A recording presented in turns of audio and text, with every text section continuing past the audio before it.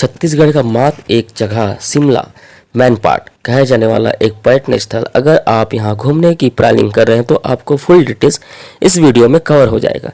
जी हाँ, अगर आप अंबिकापुर छत्तीसगढ़ के बाहर से आ रहे हैं तो आपको सबसे पहले अंबिकापुर रेलवे स्टेशन या फिर अंबिकापुर बस स्टेशन या फिर बाई रोड भी आ सकते हैं। आप चाहें तो अंबिकापुर में भी रुक सकते हैं या फिर मैनपाट वादियों के बीच भी बिल्कुल रुकने के लिए आपको होटल, रेस्टोरेंट या फिर कैंपिंग सारी चीज़ें आसानी से मिल जाएगा।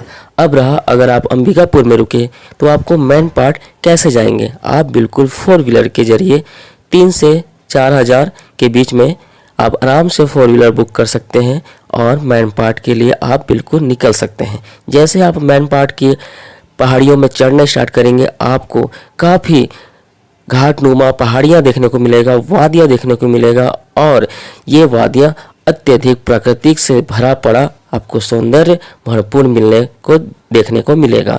इसके साथ साथ अगर आप ठंडियों के सीजन में आते हैं तो आपको यहाँ बर्फ़ वगैरह की बिल्कुल चादरें बिछी हुई आपको देखने को मिल जाएगा। आप अगर यहाँ रुकते हैं तो सुबह के टाइम ये वादियाँ आपको बहुत अप्रिय और देखने लायक रहेगा और जो शिमला में जो मज़ा लेते हैं वो सारी चीज़ें आपको यहाँ बिल्कुल वादियों में फील होगा। अब रहा, आप रुकना चाहते हैं मैनपाट में तो बिल्कुल आपको मैनपाट में रेस्टोरेंट वगैरह मिल जाएगा। आराम से आप वहाँ अपना बिल्कुल रूम बुक कर सकते हैं या फिर अगर आपको लगता है कि नहीं हम खुले में रहना चाहते हैं तो आपको टेंट नुमा भी वहाँ आराम से कैंपिंग करने के लिए मिल जाएगा, तो आप वहाँ भी रुक सकते हैं। अब ये आपके ऊपर है कि आप कहाँ रुकना चाहते हैं, ठीक है। और आप मैनपाट में पहुँच चुके हैं, अब मैनपाट में आपको घूमना कहाँ कहाँ है तो सबसे पहले आप कवर कर लीजिए टाइगर पॉइंट। टाइगर पॉइंट इसलिए नाम पड़ा है क्योंकि यहाँ से एक टाइगर गिर के मर गया था, इसलिए इसको टाइगर पॉइंट कहा जाता है। आप वहाँ जाइए, वहाँ वाटरफॉल है,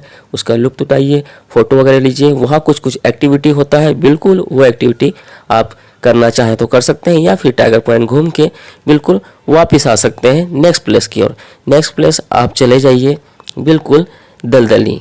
दलदली एक ऐसा पॉइंट है जहाँ धरती आपको समझ नहीं आएगा कि धरती ये इतना ज़्यादा जंपिंग क्यों है। जंपिंग का मतलब धरती हिलता हुआ दिखेगा, आपको धरती नाचता हुआ दिखेगा। आप जितना ज़्यादा छलांग लगाएंगे वो धरती में बिल्कुल हलचल सा मचेगा, ऐसा लगेगा कि आप बिल्कुल धरती में समा जा रहे हैं, ठीक है। वहाँ घूमने के बाद बिल्कुल आप बौद्ध का मंदिर, टेम्पल जो तिब्बतों का मंदिर है, बौद्ध टेम्पल है, वो अटेंड करिए। वहाँ जाके देखिए कि तिब्बतों का क्या मंदिर है, तिब्बतों का क्या टेम्पल है, वहाँ की उनकी क्या व्यवस्था है, क्या अंदर का व्यू है, वो सारा चीज़ कवर करिए, घूमिए और आपको बहुत ही आनंद पे अनुभव होगा। उसके बाद आप हो सके तो तिब्बतों का जो बस्ती है वो भी घूम सकते हैं, वो भी देखने लायक है और वहाँ भी आप उनके बारे में, उनके रहन सहन के बारे में और अत्यधिक चीज़ जानने को मिल सकता है, ठीक है।